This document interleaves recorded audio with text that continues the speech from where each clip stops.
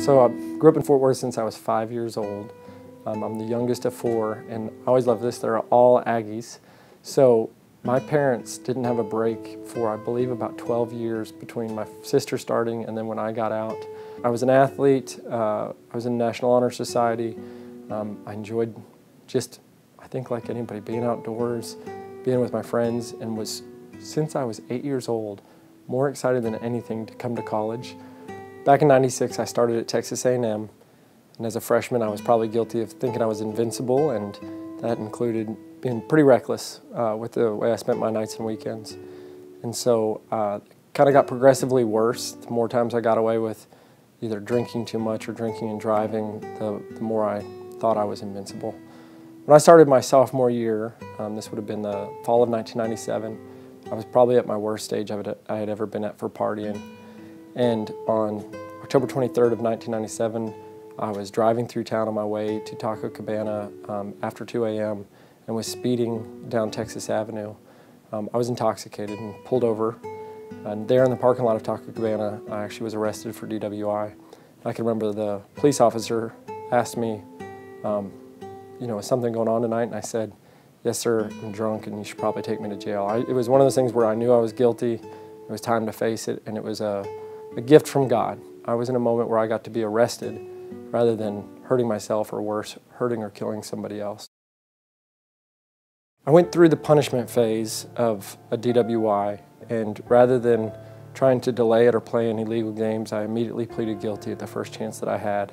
Part of that was that I figured the sooner I started my punishment, the sooner that would end and I could get on with the next chapter of my life.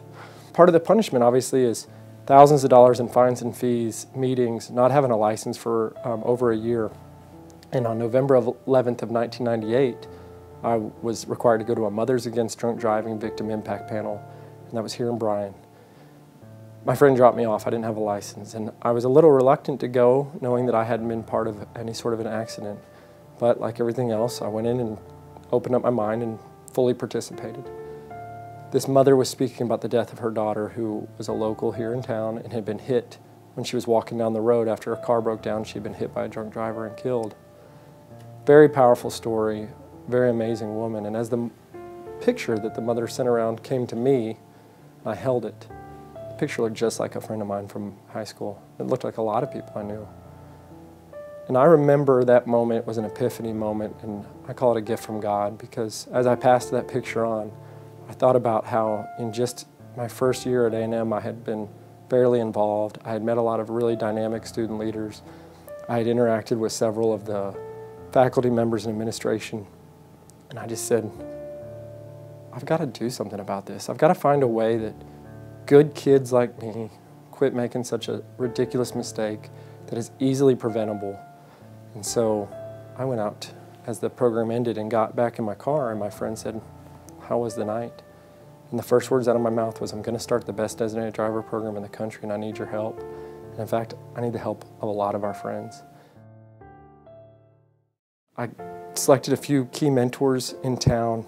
I started hearing other people's stories about how alcohol had affected them and how passionate people were about helping to prevent this unbiased killer that has hurt all of us, or at least one removed of people that we know.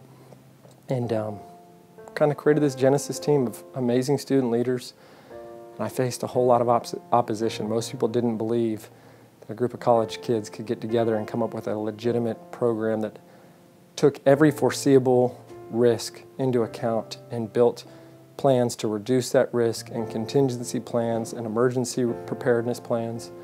And so there was a lot of struggles in the 1 year that I worked on actually launching this program. What we settled on was a program that is based on 6 key principles, and it works. And it works because people want to take care of other people.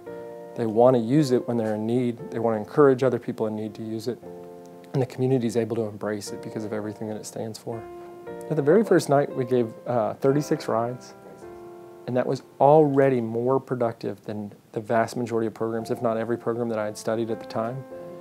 The next weekend, we cleared our first night ever of giving over 100 rides, and it was less than a month in a carpool before I started getting phone calls from college students around the U.S. asking if they could come see what we were doing.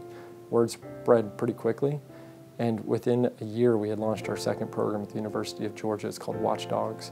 So it's really neat to see that the excitement and the spirit of giving that exists at A&M transcends cultures and geographic boundaries, because people love taking care of each other in a very meaningful way. And that's what Carpool and the sister programs based on the Carpool model, it's what they're delivering. I always felt like I had to be macho. I always felt like I had to be the guy who was the life of the party and the toughest and the coolest and, you know, kind of the one who was front and center. And that was part of where I got that feeling that, oh, somebody else is the one who's going to end up getting hurt, or worse, hurting somebody else from a DWI. What I found in working with people in Carpool, both people who had made the mistake before, people who had hurt other people, or folks who had lost loved ones, is once you start making responsible decisions, it actually ends up being way cooler than the guy who's out there being an idiot and putting people in danger. It is not hard to make responsible decisions and to do it in a way that's cool and fun. If you know there's a night that you're going to have a few drinks, get a driver, get a cab. You know, it's very easy to take care of yourself and take care of others. And I'll tell you what's really cool is waking up the next day and getting to go on with your life. I have a daughter, and I have another one on the way. I have a beautiful wife, and none of that would have been possible if I would have kept going down the path I was on, because I would eventually either be in jail or be killed. So I'll tell you what's really cool is having a family. And that wasn't the first thing on my mind when I was 19 and making a pretty stupid mistake.